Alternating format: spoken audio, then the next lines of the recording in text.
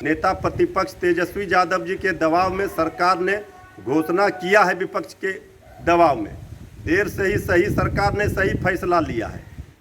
नमस्कार, ईश्वर नेशन देख रहे हैं और मैं आपके साथ रंजन सिंह। आपको बता दें कि कल मुख्यमंत्री नीतीश कुमार ने एक ट्वीट किया। उस ट्वीट में उन्होंने लिखा कि 18 वर्ष या उसके ऊपर वाले को अब कोविड वैक्सीन फ्री में दिया जाएगा। लेकिन आपको बता दें कि इसको लेकर राजद के प्रवक्ता मृत्युंजय तिवारी ने कहा है कि अब तक जितने लोगों को टीका लगा है, साथ ही साथ नेता प्रतिपक्ष तेजस्वी यादव की बात कर ले तो उन्होंने भी यह सवाल पूछा। लेकिन आपको बता दें कि जिस तरह से कल मुख्यमंत्री नीतीश कुमार का एक ट्वीट आया है और जिस तरह से उन्होंने कहा है कि 18 साल के तमाम जो लोग हैं और उनसे 18 साल से जो ऊपर उनको कोविड वैक्सीन फ्री में दिया जाएगा, जिसको लेकर जो है राजद के प्रवक्ता मृत्युंजय तिवारी ने सवाल खड़े किए हैं। और जिस तरह से बात कर ले कि रेमडेसिविर जो इंजेक्शन है उसको एनएमसीएच के अधीक्षक ने कहा है कि अब यह ज़रूरी नहीं है, अब इसकी ज़रूरत नहीं है, ये WHO ने यह मना किया है।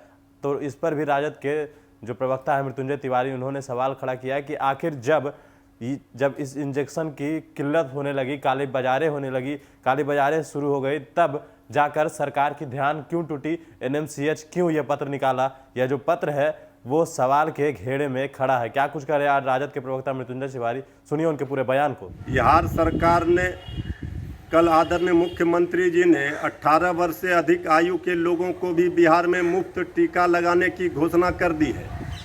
लेकिन सरकार के कथनी और करनी में भारी अंतर रहा है।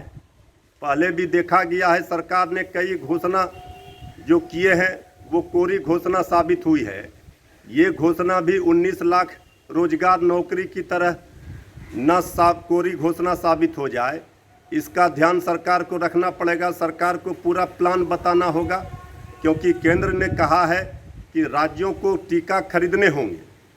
अभी तक टीकाकरण अभियान का जो हस्र है बिहार में, 4 महीने में सिर्फ 4% लोगों को ही टीका बिहार सरकार लगवा पाई है। तो ये मुफ्त टीका देने का घोषणा तो सरकार कर रही है, लेकिन सरजमी पर, धरातल पर हकीकत क्या है ये सबको पता है। इसलिए सरकार का ये घोषणा भी बाकी घोषणाओं की तरह हवाई ना साबित हो, इसका ध्यान सरकार रखे।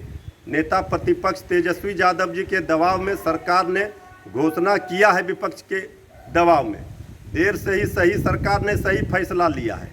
लेकिन सरकार के जिस तरह कथनी और करनी में अंतर रहा है बाकी घोषणाओं में, वो इसमें भी ना हो जाए, इसका ध्यान सरकार को रखना चाहिए। कोरोना में रेमडेसिविर दवाई की ज़रूरत नहीं है, ये बात आज एनएमसीएच के अधीक्षक कह रहे हैं पत्र निकाल कर कि रेमडेसिविर की ज़रूरत कोरोना में नहीं है। वो गाइडलाइन WHO का और बाकी चीज़ों का दे रहे हैं।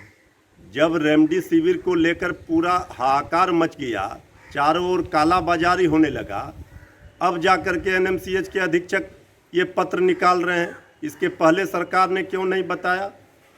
इसी को लेकर के, इसी दवाई से लोग अभी तक कह रहे थे कि ये फ़ायदेमंद है कोरोना में। लेकिन आज जब चारों ओर इसका किल्लत है, लोग दर दर ठोकर खा रहे हैं, ये दवाई काला बाजारी हो रही है, 4 गुने ज़्यादा दाम में लोग खरीद रहे हैं।